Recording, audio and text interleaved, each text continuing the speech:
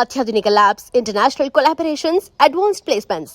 మీ dream career ని reach అవ్వడానికి మీ best choice Godavari global university. Hi hello నమస్తే, welcome back to iDream media. ఈరోజు మనతో ఉన్నారు NISM అండ్ QPFE సర్టిఫైడ్ అయిన సాయిరామ్ గారు. చాలామందికి SIP ద్వారా సిస్టమేటిక్గా ఇన్వెస్ట్ చేసుకుంటూ ఒక certain amount, large amount of corpus build చేసుకోవాలనుకుంటూ ఉంటారు.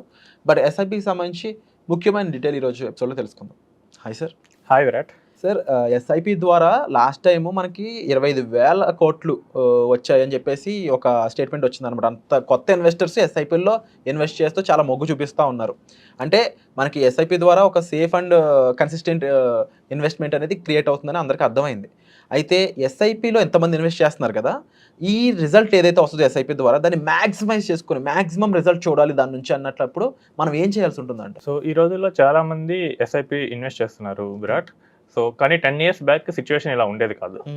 సో ఎంఫీ ఇప్పుడు క్రికెట్ మ్యాచెస్ జరిగేటప్పుడు టెండూల్కర్, ధోని వీళ్ళతో యాడ్స్ చేయించడం వల్ల చాలా మందికి అవేర్నెస్ వచ్చింది. ఓకే, మ్యూచువల్ ఫండ్స్ అనేది ఒకటి ఉంది, సో అందులో ఇన్వెస్ట్ చేయొచ్చు అని చెప్పేసి. సో చాలామంది SIPs అయితే మొదలుపెట్టారు. సో SIPs మొదలుపెట్టారు కానీ దాని నుంచి మ్యాక్సిమం బెనిఫిట్ అయితే వాళ్ళు తీసుకోలేకపోతున్నారు. జస్ట్ SIP చేసాము ఇక అంతే, దాన్ని ఇంకా వదిలేస్తున్నారు.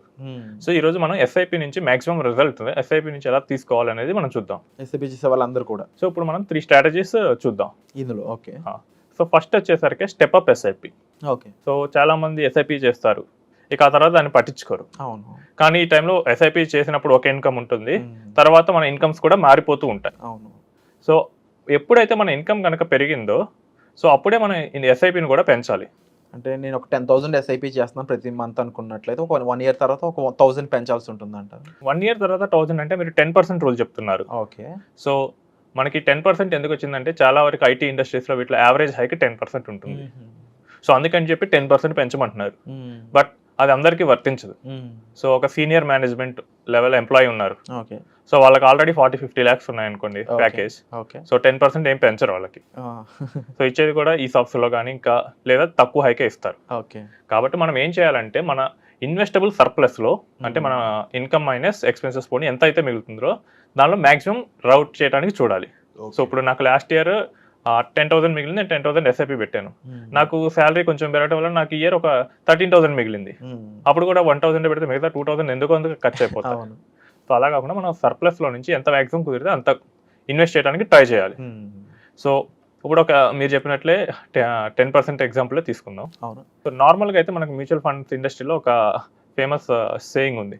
సో 15 years పాటు మీరు 15%తో రిటర్న్ వచ్చే ఇన్వెస్ట్మెంట్ ఫండ్లో కనుక మీరు 15,000 ఇన్వెస్ట్ చేస్తే మీకు 15 years తర్వాత 1 crore వస్తుంది. 15 years పాటు 15% వచ్చే ఫండ్లో 15,000 ఇన్వెస్ట్ చేయాల్సి ఉంటుంది. అవును. ఎంత వస్తుంది సార్? సో మీకు 1 crore వస్తుంది. ఓకే. అది మీరు చూడొచ్చు స్క్రీన్లో. సో మనకి SIP క్యాలిక్యులేటర్లో మనకి 15 years పాటు 15,000 మనం ఇన్వెస్ట్ చేసుకుంటే పోతే 1 crore వస్తుంది. ఓకే. సో ఇప్పుడు దాన్ని మనం స్టెప్అప్ చేస్తే ఏమైతే చూద్దాం. సో స్టెప్అప్లో మనం 10% స్టెప్అప్ చేసాం. ఓకే. సో స్టెప్అప్ చేసినప్పుడు మనకి సేమ్ SIP మనకి 1.66 crores ఇస్తుంది. సో ఆల్మోస్ట్ 66% తేడా వస్తుంది జస్ట్ స్టెప్అప్తో. జస్ట్ స్టెప్అప్తో. సో ఇది 10% అనేది అందరికీ వర్తించదు, ఎందుకంటే జాబ్ షిఫ్ట్ కొట్టినప్పుడు 30-40% కూడా పెరుగుతుంది. అవును. సో కెరియర్లో అడ్వాన్స్గా స్టేజ్కి వెళ్ళేటప్పుడు ఇంకా పెరుగుతుంది. సాయిరామ్ గారు, ఇప్పుడు స్టెప్అప్ చేయడం వల్ల ఇంత 60% బెనిఫిట్ అనేది చూపిస్తున్నారు కదా, ఎక్స్ట్రా యాడెడ్ అడ్వాంటేజ్, ఇది ప్రతి ఫండ్కి కూడా వర్తిస్తుంది అంటారు? అవునండి, మనం చేస్తే ఏ ఇన్వెస్ట్మెంట్కైనా ఇది వర్తిస్తుంది. ఓకే. సో ఇక్కడ మనం సింపుల్గా ఏం చేస్తున్నాం అంటే మన ఇన్వెస్ట్మెంట్ వాల్యూని పెంచుతూ ఉన్నాం. సో కాబట్టి ఇక్కడ మనకి ఎక్కువ రిటర్న్స్ అనేది వస్తున్నాయి. సో రియల్ సినారియోస్లో ఏమవుతుందంటే ఇంతకన్నా ఎక్కువే డిఫరెన్స్ మనకు వస్తుంది. ఓకే. సో మనం స్టెప్అప్ చేసేటప్పుడు కొన్నిసార్లు ఆ టైంలో మార్కెట్ పడిపోవచ్చు. సో అప్పుడు ఇంకా మనకి ఎక్కువ రిటర్న్స్, ఎక్కువ వాల్యూమ్ రావచ్చు, ఇంకా ఎక్కువ రిటర్న్స్ వస్తాయి. సో లాంగ్ టర్మ్లో మనకి ఎలాగో పాజిటివ్ ఉంటుంది కాబట్టి మనం చేసే ఇయర్లీ చేసే చిన్న ఇన్వెస్ట్మెంట్స్ కూడా మనకి లాంగ్ రన్లో ఎక్కువ డిఫరెన్స్ చూడొచ్చు.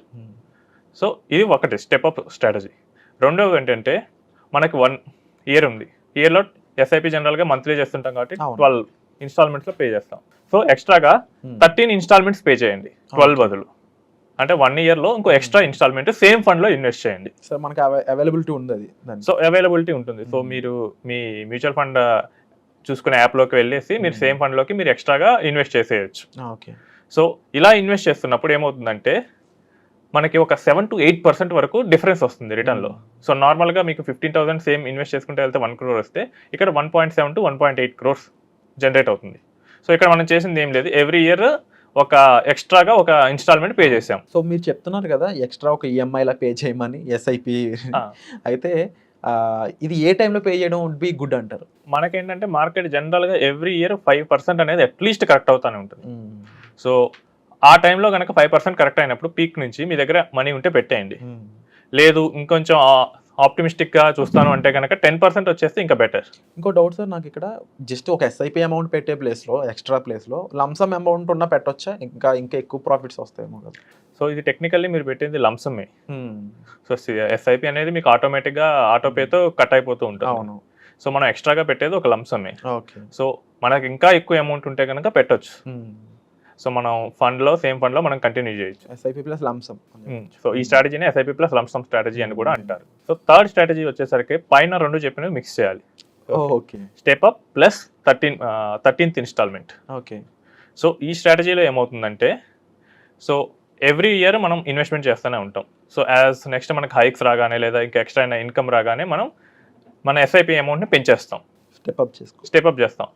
సో ఎప్పుడైతే మనం స్టెప్అప్ చేస్తున్నామో మనం ఎక్స్ట్రా ఇన్స్టాల్మెంట్ని కూడా ఆ స్టెప్అప్ అమౌంట్తో ఈక్వలెంట్గా మనం పెంచాలి. ఓకే. సో నేను ఇప్పుడు 15,000 చేస్తున్నాను, నెక్స్ట్ ఇయర్ నేను 20 చేశాను. ఆ ఇయర్ నాకు బోనస్ రావడం కానీ లేదా ఏ జరిగినప్పుడు కానీ లేదా నా ఒక బర్త్డే రోజు కానీ ఒక ఈవెంట్ పెట్టుకొని నేను ఆ 20,000 నాకు ఎక్స్ట్రాగా నేను ఇన్వెస్ట్ చేశాను. సో ఈ స్ట్రాటజీతో వెళ్తే మనకి 15 years తర్వాత 1.8 crores వస్తుంది. So normal SIP 1 crore generate చేస్తుంది, step up 1.66. So step up plus 13 months స్ట్రాటజీతో వెళ్తుంటే మనకి ఏమవుతుందంటే 1.8 crores వస్తుంది. సో చాలా మంది 1.8 crores-ని అచీవ్ చేయగలిగిన వాళ్ళే. సో నార్మల్గా 10,000 పెట్టే వాళ్ళు కూడా వాళ్ళకి ఎక్స్ట్రాగా 10,000 ఉంటుంది, బట్ చాలా మంది వీటిని ఇగ్నోర్ చేస్తారు. సో ఇలాంటి చిన్న చిన్న మిస్టేక్స్ చేయకుండా ఉంటే కనుక మనం చాలా మంచి వెల్త్ క్రియేట్ చేసుకోవచ్చు. లైక్ మనం చేసే ఇన్వెస్ట్మెంట్కి ఒక 1% సెర్టెన్ పర్సెంట్ అనేది యాడ్ చేస్తే దానివల్ల వచ్చే బెనిఫిట్ మాత్రం 60% ఎక్స్ట్రా వస్తుంది. దట్ ఈస్ అమేజింగ్ అని చెప్పాలి.